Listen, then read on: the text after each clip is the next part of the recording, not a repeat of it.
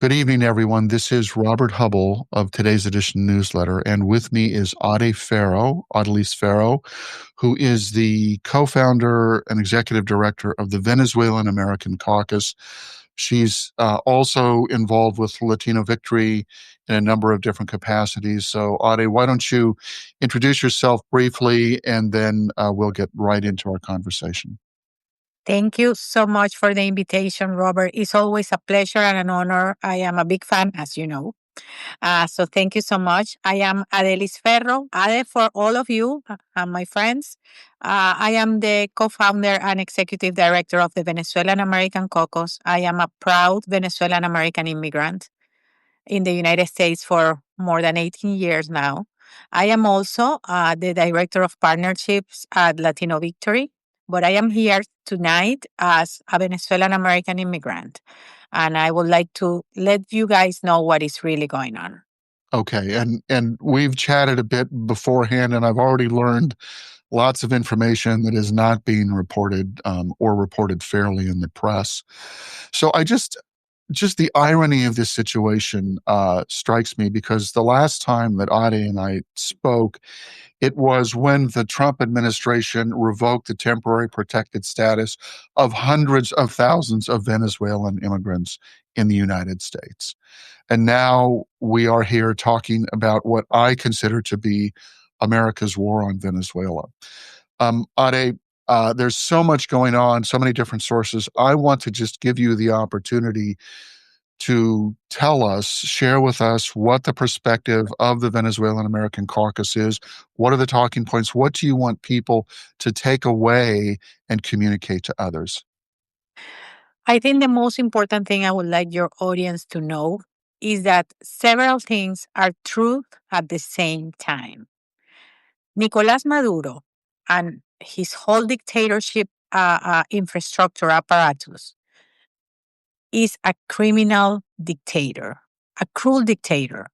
And yes, he uh, not only could have these uh, felonies as a drug dealer or drug trafficker or many others crimes that he has been brought to justice for.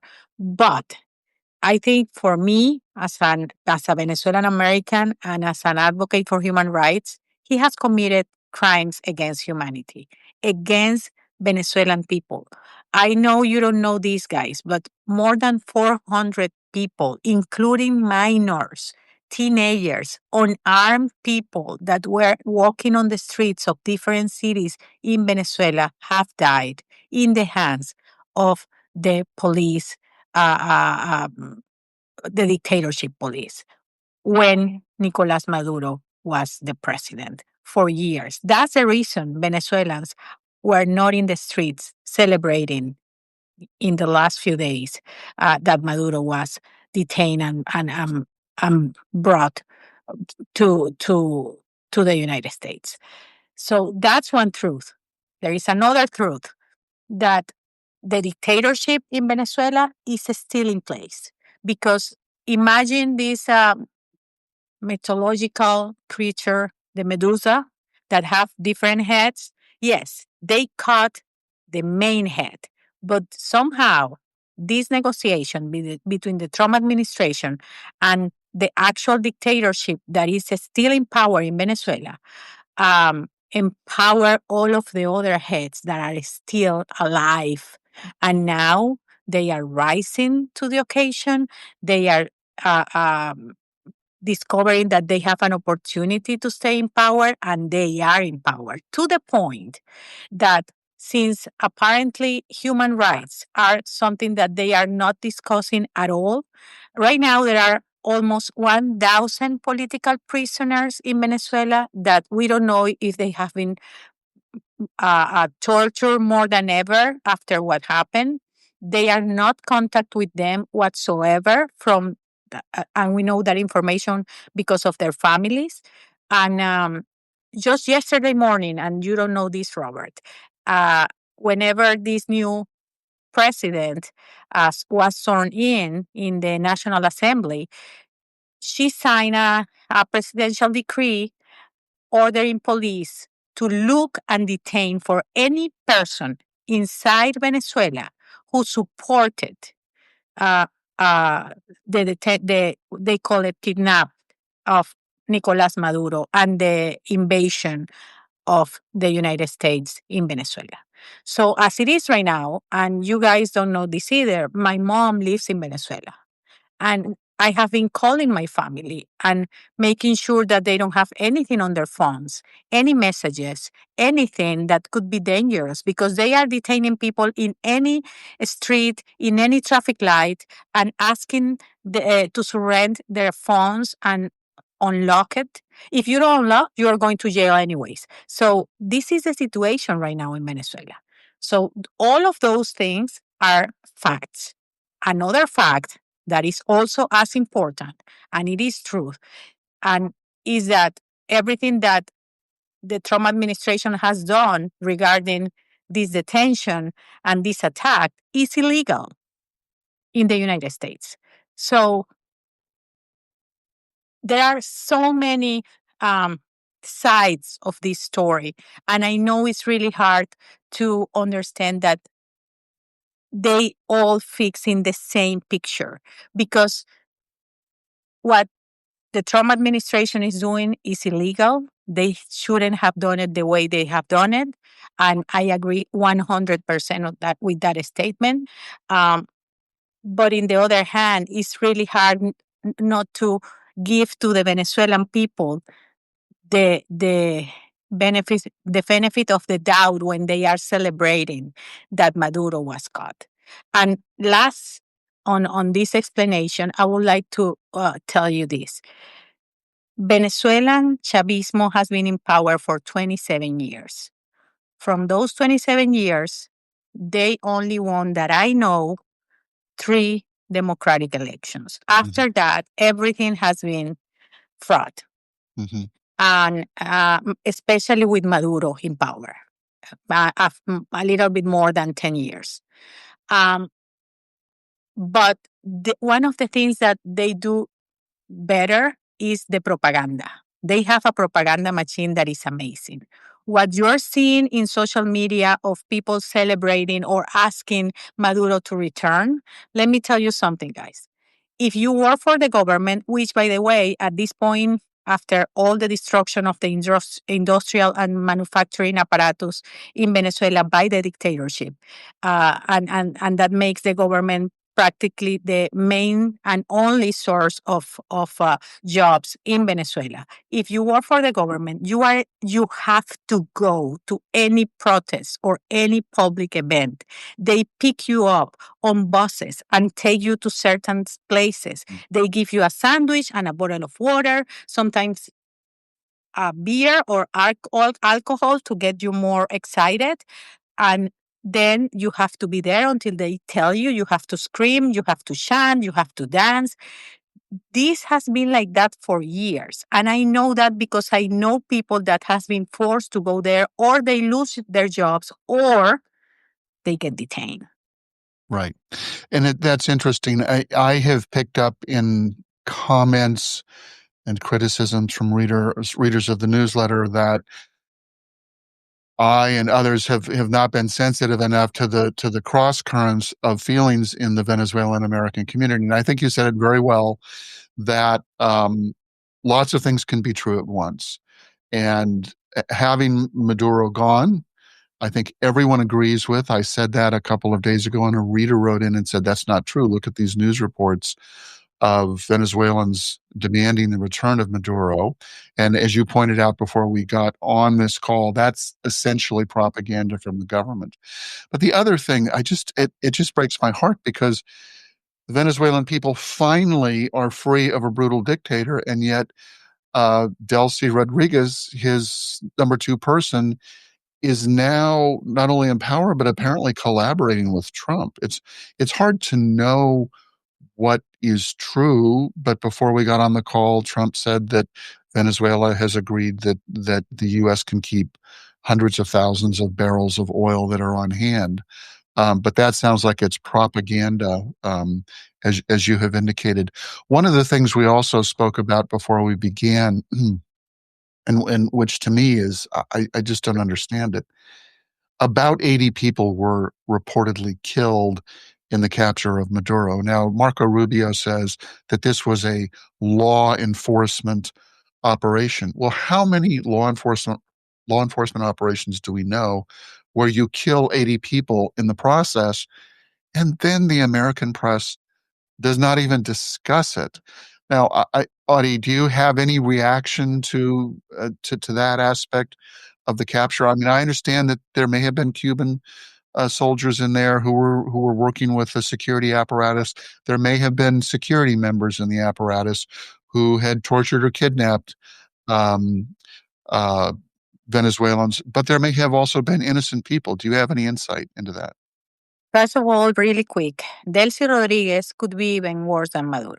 Delcy Rodriguez has been in charge of the police forces and the uh, repression. I mean, she has been in charge of organizing many of the forces that detain and torture Venezuelans for years. Let me tell you this: Hugo Chavez sidelined her because he considered her to be too much. Just imagine that. That's a fact. Google it, guys. So, having said that, regarding the approximately 80 people who died on this attack, what we know, and we know because Cuba also admitted 32 Cubans that were part of the security rings, the closest security groups that protected Maduro, died on the attack during the attack. But also, they said that at least 23 young soldiers that were the ones that were on the streets of the fort, those usually non graduated military young guys, 17 years old, 18 years old, the one that helps you to park, the one that helps you to tell you what is the address. They were not security forces like taking care of Maduro because those were the Cubans. They Mhm. died too. And innocent people from different parts of Caracas were killed too because the expansive, the sharpnels, how do you call that? Shrapnel. Yes, yes. Uh, Whenever the explosion occurred, people that were in their houses sleeping were reached by these explosions. And I know a woman, 80 years old woman died. Another woman that was in another house, actually very close where I used to live when I lived in Caracas.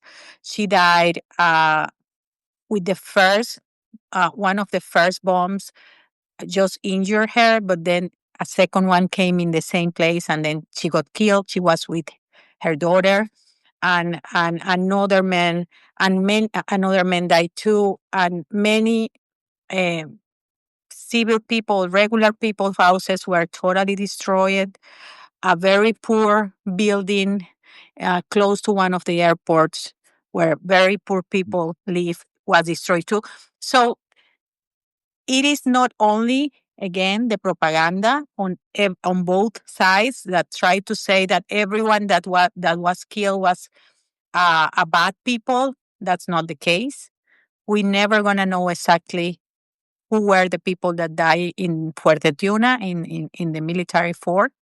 But one thing I can tell you, I am not a geopolitical expert, but I know that this could be done in a different way, and the pressure could be made in a different way, especially if he will have if the Trump administration will have done the things in a bipartisan way with Congress included and with international support. Mhm. But that's not what we are right now at. So we have to deal with all of this mess in Venezuela and in the United States.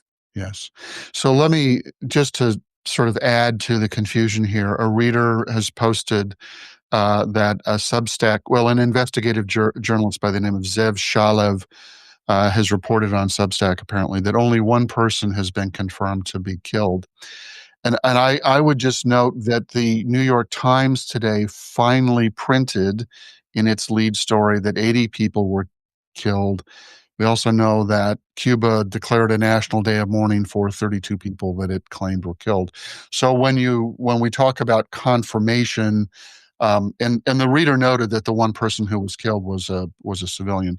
When we're talking about confirmation, that has different levels of proof and meaning. It's like after Hurricane Katrina, when the government kept saying that there were, only 20 people confirmed dead because they didn't know the identities of the bodies that they had taken out of the water. So I think it's fairly clear because no one is really contesting that there were many dozens of people killed in the kidnapping. And now we get to the really just Kafka to the really crazy, bizarre part of this, where on the one hand, Trump just says he's running Venezuela.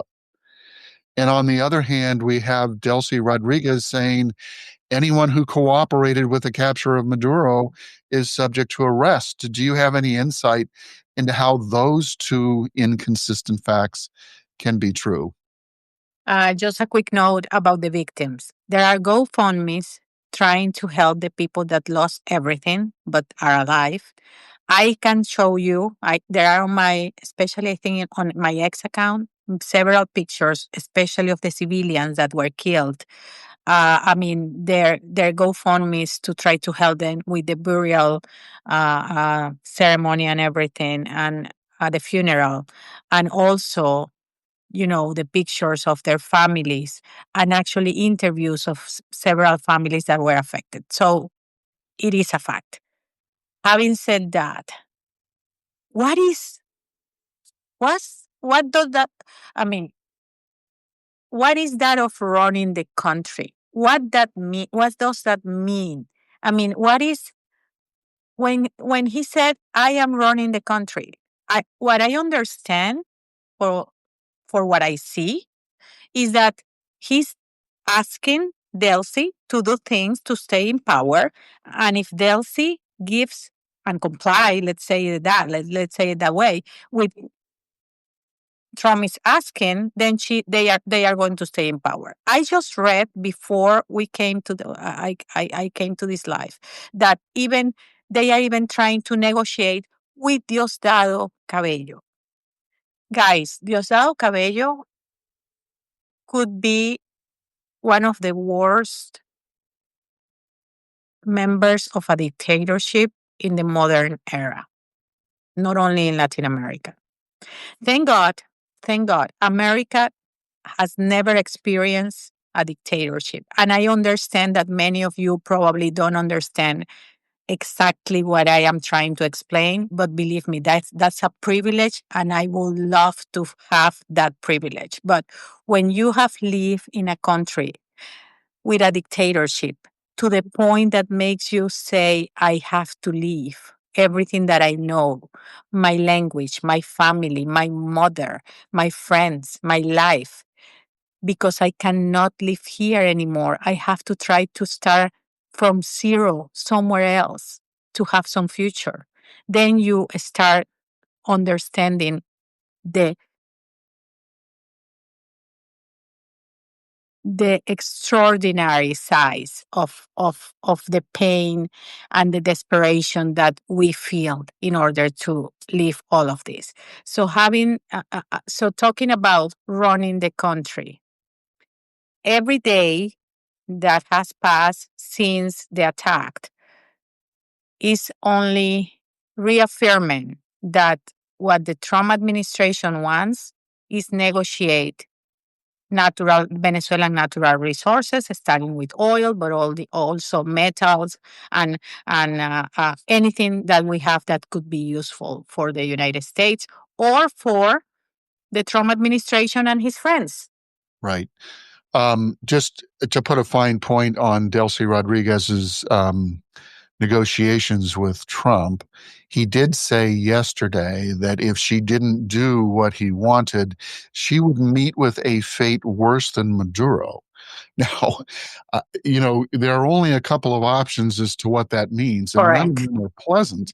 I mean, it sounds like a very thuggish threat against the life of Delcy Rodriguez. And I'm not trying to come to her aid, but it is that could be the sense in which Trump means that he's running Venezuela, which is that he will unleash something worse on Delcy Rodriguez than on Maduro if she doesn't do what he wants to say.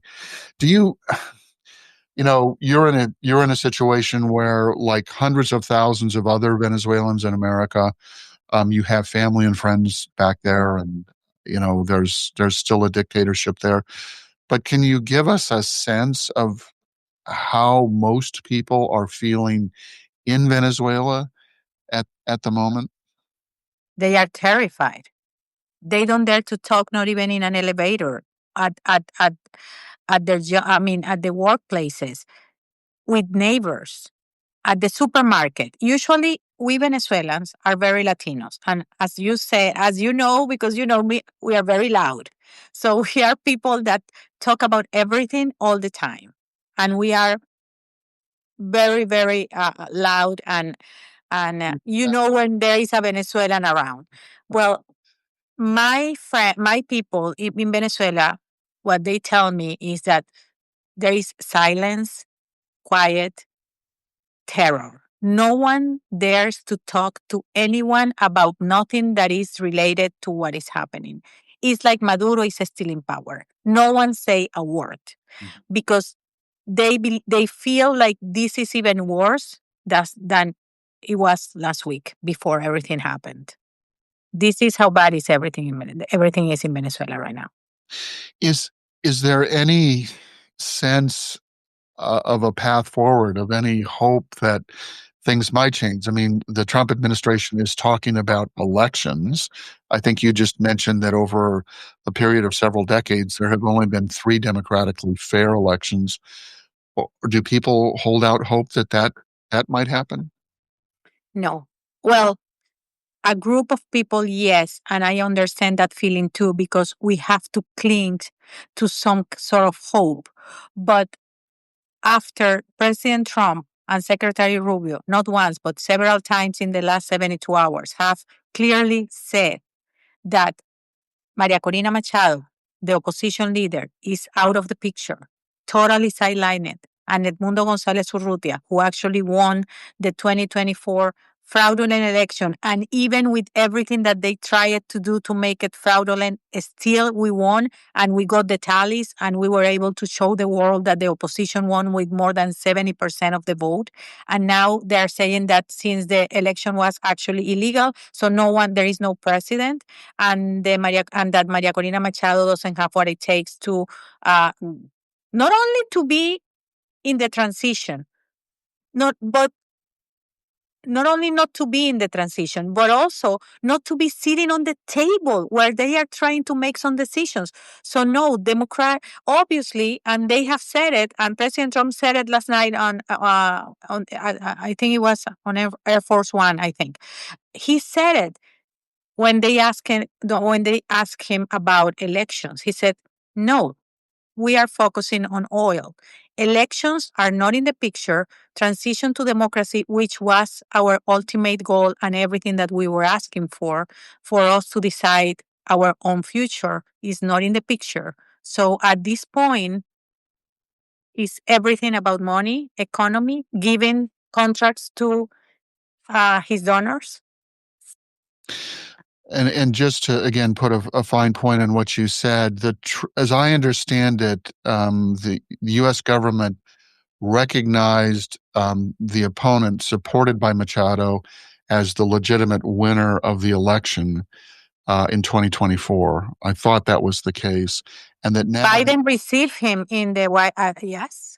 okay, Biden received Edmundo González Urrutia as the elected president of Venezuela. and now the U.S. government is ignoring the candidate who was recognized as the rightful winner of the 2024 election and is backing the vice president of the candidate um, that the U.S. believed rigged the election, and is backing Delcy Rodriguez, the vice president to Maduro. And Uh, recognizing her, actually. yes, I mean I think the word that they used was select, that they had selected her, or some bizarre term like that. Colonial neo-terminology. Yes. Yes. The and then of course there's this whole other issue about whether Congress will invoke the War Powers Act to stop further threats against Venezuela and now against Greenland, which Carolyn Levitt issued earlier today, a military threat against Greenland. But I mean, the situation is immensely complicated. It's still unfolding. You're speaking to 750 people roughly, and I'll put this out tonight on my Substack.